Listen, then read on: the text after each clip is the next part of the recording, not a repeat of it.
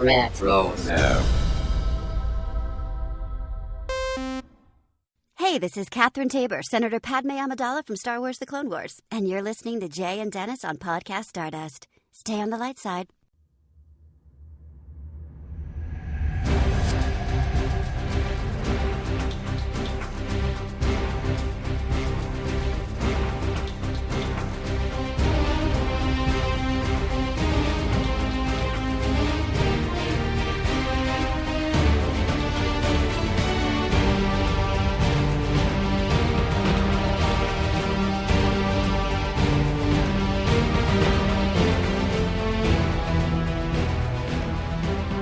Welcome to Podcast Stardust. This is the fully armed and operational podcast dedicated to Star Wars news, reviews, and discussion.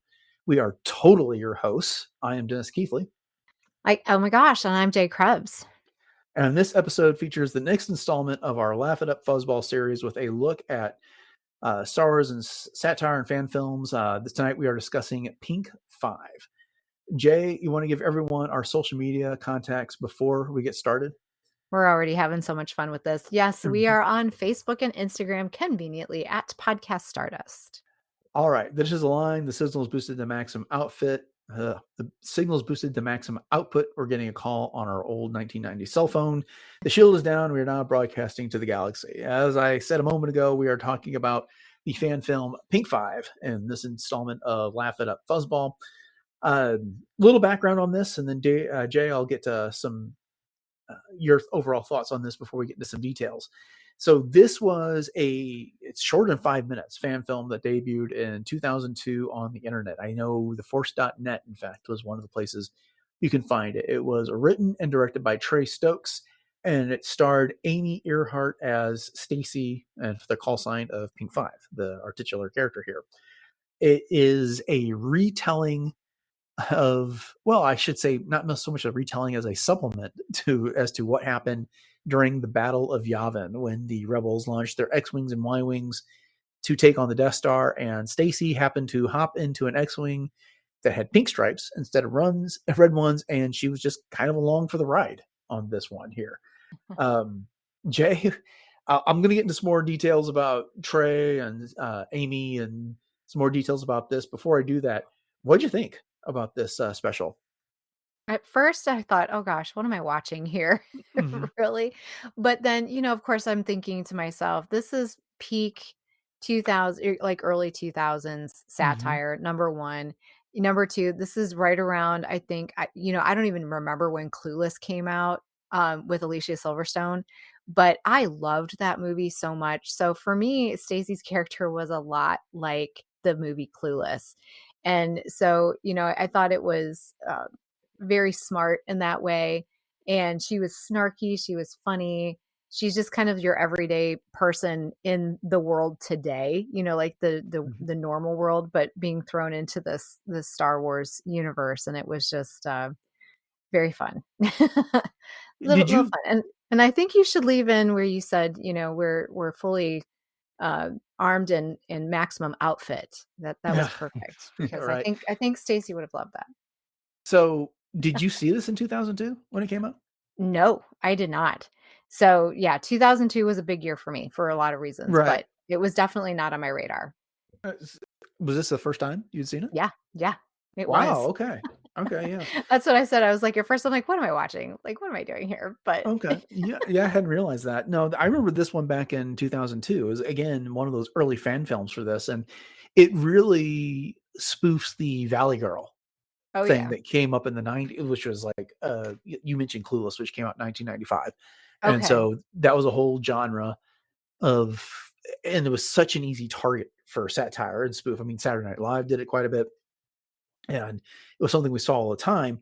And what I just loved about it is that, she totally, now I'm using it totally, dived into the vernacular of the era, and it was a spoof on that Valley Girl type culture that was all over the place at the time. I mean, she's completely oblivious as to what's going on around her through most of this little 5-minute skit, but it fits in so seamlessly with what happens during the Battle of Yavin. Now, it condenses it, but it just is an awful lot of fun. And I do remember when it first came out on the internet, because I would go to the Force net and similar sites every day looking for Star Wars news, because 2002 was the year that Attack of the Clones came out. I was always looking for scoops on Star Wars and information on Star Wars and when we could find out more stuff about Star Wars and the like. And so I remember this coming up and watching it and then sharing it with a lot of people. And it's different. YouTube wasn't the thing back then and whatever, if a video got shared online, it was something where you had to hope you had the next generation of internet, because it could take a very long time to get that stuff downloaded at that time. And so this was not something you just watch casually like we watch YouTube today. And I know we've made that point a lot as we've kind of got through these things with hardware wars and troops and the like. But this really is from a different era of the internet. And nowadays, where you can find 100 different little satires of Star Wars on the likes of TikTok and Reels on Instagram, this is a different level of all of that. I mean, this is something that people really had to sit down and think about in order to accomplish. Oh yeah, for sure. Mhm. And the thing of it is too is that it's part of the whole, early 2000s fan film landscape, as you Mhm. said. And there was no YouTube, there was no TikTok.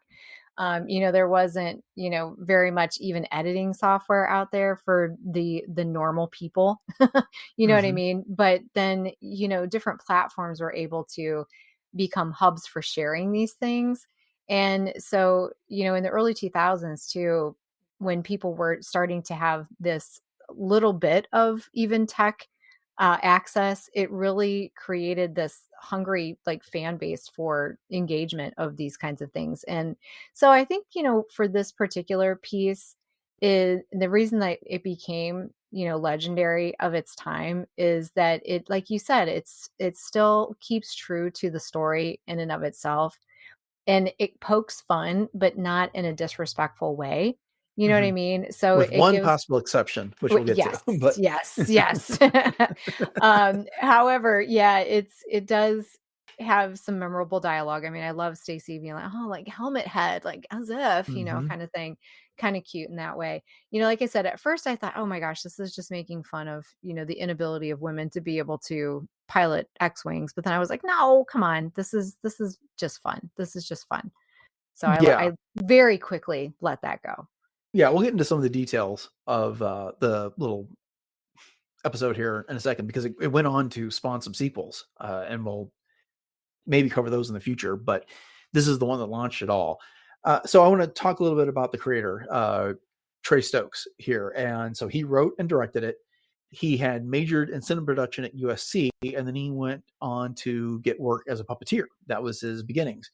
So some of his first work was in the 1988 remake of The Blob. He did work on Species, a RoboCop 2, and then he was the head puppeteer for The Abyss. So, that's not a slouch collection of films right there. Later in 1995, he was in the animation department as a supervisor for Tippett Studio. And if Tippett sounds familiar, that would be Phil Tippett of ILM and later DreamWorks, who did all kinds of things for Star Wars in the original trilogy. But while he was there for Tippett Studios, he did work for Starship Troopers and My Favorite Martian. He's done projects for various theme parks, including Universal Studios and I believe the Disney theme parks. And he did motion capture work for the Polar Express. He was later a puppeteer on Team America World Police. And then he later appeared in Star Trek Enterprise during its final 2 episodes. So this is a guy who's had quite a bit of work and has had a successful career in Hollywood ever since he created this fan film. Meanwhile, the only person to appear on screen is Stacey, also known as Pink 5, and she was played by Amy Earhart. She does not have nearly as much information about her on the internet, and it looks like her career has largely been doing these fan film types of things, and then she just kind of left the Hollywood scene to a degree. She was a regular contributor with Trey Stokes and fan films such as the untitled Russian film, Land of Many Uses, Fish Guys, and Double Shot. But she also appeared in those final episodes of Star Trek Enterprise as the computer voice. And I'm sorry, Oh. and as the computer voice for Star Trek Picard. She is currently married to Terry Matalas, who has worked on Star Trek as a production associate for Enterprise, and then assistant to the producers on Voyager, and then later as a writer for Picard. And his other work was MacGyver, the remake, and then he did other work on Enterprise and some other Star Trek stuff. So I feel like she's just kind of settled into a life that is away from Hollywood. There's nothing wrong with that, but again, there's just not as much out there about her and what she did after this. That all being said, I mean, she was fantastic in the role. Oh, yeah. Yeah. She got it. That's for sure. So this whole thing originally started off as a blue screen test project, and Stokes approached Earhart and kind of said, "Hey, I want to do this. Would you do it?" And she said yes. So they filmed it, and it went viral. I mean, it was initially on iFilm and the ForceNet, but then it got featured on CNN of all places. It was moved over to Atom Films as part of the official Star Wars Fan Film Awards in 2023. I'm sorry, in 2003, and it won George Lucas's award for his favorite fan film that year. And as a result, Stokes went to Skywalker Ranch and remixed it with Skywalker sound. So, I mean, how about that? That is awesome. Yes, Yeah, that's a stamp of approval right there. right. And then it went on to get played at the 2005 Cannes Film Festival. So this got some major exposure. It would spawn a number of sequels, including Pink 5 Strikes Back in 2004, Return of Pink 5 Volume 1 in 2006, and then Return of Pink 5 Volume 2 in 2007. It was intended for a third volume, but they didn't have the money to make it. And it wasn't until 2012 when Stokes was able to conduct a Kickstarter campaign that he was finally able to complete the Pink 5 saga with Return to Pink 5 Volume 3. So there we are. It's I get a kick about how these fan films manage to find an audience and then develop their own legacy in this way. Oh, yeah, and just the fact that, like I said, that this has some major stamps of approval, Mhm. between George Lucas and, the Atom Films and Lucasfilm in general, Star Wars Fan Film Awards, the whole 9 yards, and I just think that is literally fantastic, Mhm. fantastic. But again, it's just I know that George has often been quoted in saying things like, he loves seeing what fans come up with, and that's what Star Wars is for. It's for the fans. And so it's just great to see that he's always been so supportive of even these goofy kinds of things. Mhm. Yeah. Um, so yeah, so I think that's fantastic. And it sounds like Amy really has stuck with, the business in some way, shape, or form, either through doing some things on her own or just being married to someone in the production field, in sci-fi. So I think Right. that's pretty cool. Yeah. Yeah. Yeah. Like I said, if you go check out her IMDb page, there's not a whole lot to it. Most of it is these fan films, and that's just the just direction she chose to take her life, and that's fine. I mean, not everyone wants a long career in Hollywood, and because it's pretty demanding and not very private when it comes down to it. So That's don't know what true. her motivations were, but there we are. All right, so let's get into the film itself. Like I said, it's less than 5 minutes, but it starts off with in the blue Star Wars text, which we are used to seeing a long time ago in a galaxy far, far away, except for here it says long, long ago in a galaxy far, far away. And Yeah. I was trying to decide what the motivation for that was. And the only thing I could really think of was, and you'll see this when we get to the crawl in just a second, they're trying to not 100% Oh, infringe yeah. on the Star Wars IP in that regard. But did you take it Right. any other way? No, that was exactly how I took it for sure. Mhm. Right. But then we get the Pink 5 title card and the classic Arabesque script, and then the opening crawl. And this makes me laugh. Not because it's necessarily hysterical with what it says, it's the way it says it. The Rebel Alliance's destruction of the Death Star trademark made Luke Skywalker trademark, a hero Yeah, throughout the galaxy trademark. trademark.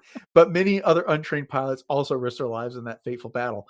So, again, they know all this is intellectual property. Death Star, Luke Skywalker, but galaxy, galaxy is not a trademark term. That is just a element of nature when it comes down to it. But, they're And I just think kind that's of, the point. That's yeah, supposed to be funny for that reason. exactly. Like I said, it's not that any of this is funny. It's the way they said it by throwing that an extra trademark in there. They don't want to take anybody off. But then we get into the approach of the rebel squadrons, the X-wings and the Y-wings, as they're approaching the Death Star, and they're all information, and we get the, all wings report in, and we get red, gold leader, dragon, red leader, this, that, and the other, and then all of a sudden we got, a voice pops in and says, "Hi, it's Stacey. I mean, Pink 5 or whatever, standing by." And so she's totally oblivious to what's going on. As she tells her droid, "I kind of like zoned out during the presentation, so can you tell me what's going on here?" Yes. And then she's actually able to, I don't know if she's able to translate it or if she's got one of those nifty little things, on her dashboard to translate it. But I just thought it was funny when she says, "Why don't you just like talk? All the other robots talk. It's not like it's that hard." Yeah, and that Just cracking me perfect up. Valley Girl inflection that she does Oh, there. yeah. Right. But then she goes on to says, like, "I kind of zoned out during that briefing. I was hoping you could explain this mission to me. I mean, the bad guys live in that basketball." That Right? So, basketball. again, it's the, clueless, as you brought up earlier, is the apt comparison for this, because she knows just enough about what's going on, but doesn't care enough about the details. So she just kind of says it as she sees it. Mhm. But just like in Clueless too, I mean, Stacey, when it comes right down to it, even though she acts like she doesn't know what the heck is going on, like Mhm. she's actually kind of smart. Yeah. So what? We just fly around and shoot stuff. Right. um, but then, they go to a lock. No, in the movie it's S foils, but in the skit they call it X foils. Lock X foils in attack position, and she actually starts blasting away at things. You're like, "Oh God, I hope no one sees that. That'd be so embarrassing." And then, that's followed up with the set deflectors on double front, and she's like, "Okay, I have no Yeah. I idea." But, again, I'm not don't necessarily want to live moment by moment this entire thing. Is there another moment from the skit that stood out to you, made you laugh, or was a highlight for you? I just thought it was funny that she talked about like Luke and Han and then Leia, as Hmm. far as like different, characters. And she says, "Ah, I could kind of go for that guy with the bad one guy with the bad haircut." She's talking about Luke, Yeah, right? yeah, But then when she does, she calls Leia, Queen Bee of the universe. yeah. Princess Queen Bee of the universe. Princess Queen Bee of the universe, yeah. Acts like she's not into him, and she totally is. Right, That and that everybody was so knows it. funny. Yep. Yeah, the little Han Solo appearance. He's zooming out of the galaxy and then calls her up on his cell phone. And at first she thinks it's the droid trying to talk to her. She's like, "I don't understand what you're saying." And then she realizes his phone's ringing. And it's like, "Oh, hey." And the response is like, Mhm. totally, like, I could totally get into that smoker guy. He's a little bit on the older side, but, and he is best friends with a monkey. So, but what a Right, hottie. the monkey. Yes. And I just think she's calling him her boyfriend, like, "Yeah, this could be my boyfriend at some Hmm. point." Hmm. We do Kind get a of like Willem scream in the middle of yes, this we during, do. right. But again, she's just oblivious to everything that's going on during this battle. At one point, she's taking off her helmet. You talked about this a bit earlier, because she's afraid of getting helmet hair. And while this is happening, there's a TIE fighter blasting away from her behind, but until another X-wing blows it up, doesn't even notice this Nope, entire thing. She's just kind totally of like, oblivious. "Yeah, I was sent out to do this." I mean, I can remember the type from that time. You would go to like the fast food mart, and there'd be someone like working behind the counter, completely oblivious that there was customers in the store. Mhm. And that's exactly what we got going on, and she channeled that perfectly. Yep, she sure did. Mhm. So, And I have to say, when I was growing up, I mhm. thought it was X-foils in attack position. I didn't know it was S-foils until many years later, Oh, because yeah. it sounded like X-foils, because 'cause they're X-wings. Why would they be called S-foils? No, that makes sense. Makes perfect sense. I mean, I think I learned what the difference was probably from playing the X-Wing and TIE Fighter games on the PC, but Ah, there you go. so I had a reason to know on that. But, just kinda some of her criticisms, like, I don't know what is with these tech guys. They have to talk all technical all the time. They say stuff like, "Pick up your visual scanning," and all they have to say is, like, "Look around." So, um it's got a lot of charm in this. Again, It it's kind of hard to convey the humor here. The jokes are not as funny when we repeat them, and I'll try to remember to put a link to this because Trey Stokes has a YouTube channel where he's put all these on it there, and so it's something you gotta definitely have to check out. I love these things because they accomplish two things. One, it's a satire on Star Wars, but it is also a product out of its time. I mean, you think back to Hardware Wars, which was done at the end of the 70s and the beginning of the 80s, and all that imagery there, like they're going into a biker bar Yep. in place of the Mos Eisley Cantina, and you get to see all the styles. And again, this is more of a commentary on a fringe culture that was regularly satired in Hollywood. So it said plenty about Star Wars, but again, that whole Valley Girl motif that was going on. Oh, yeah. And it's really a great form of creative expression for fans. Mhm, And, when we were first starting to talk about watching this particular, the Pink Five, I said, well, what are we watching all of them? So it was really one of the first fan film like franchises. I think maybe mhm. one of, as far as the only fan film franchise. I mean, you can count things like, maybe Robot Chicken because there was more than one episode, but I think this one is the first real one of its time. Yeah, but the thing like Robot Chicken is it got the Cartoon Network behind it here. This is Right. completely True. independent Mhm. here, and Yep. so it took that extra effort, and and again, it's less than 5 minutes, and because I remember you texted me like, "Are we gonna watch all of them?" I was like, "No, I don't have time to do notes for over an hour's worth of material here." Mhm. But we'll, our plan is to get those at some point, but I do wanna cover other properties before we get back into Pink 5 because there are some additional fun adventures. I don't know, have you had a chance to watch any of those yet? I watched the second one, so Okay. when she, goes like the Empire Strikes Back kind of thing, so I Yeah, did watch yeah. that. Well, I also love her, Chicks Rule helmet there. Yes. It's I know, and of course, you know me, I'm thinking, Pink 5 cosplay just for like a fun little closet cosplay, that might be fun. oh, you gotta do that, Jay. That would be so much fun. Yeah, it'd be easy to do, I think. Oh, yeah. Yeah, Chicks rule. especially with your skills, he would have it knocked Well, thank out you. in an afternoon. Appreciate So that. we're about you got through most of this. I don't like I said, I don't wanna give all the jokes. I think you need to go watch it. Mhm. But this does have a little bit of a legacy, including Stacey showing up in a cameo in Timothy Zahn's 2007 novel, Allegiance. Did Okay, you read I did not know this. did you read that book? Oh, I'm sure we Mhm. did. Yeah. She's got a very brief appearance in there, and she kinda has a scene with Han Solo, and I think Han, if my memory serves, he's trying to make Leia jealous, and he sees Stacey and, like, walks up to her and is like, "Oh," and he starts a conversation like, "It's Stacey, right?" And they kinda talk about maybe meeting up later or something like that. It's real brief, but it's very clear what it is. If you've seen Pink 5, you can't mistake it once you read Okay.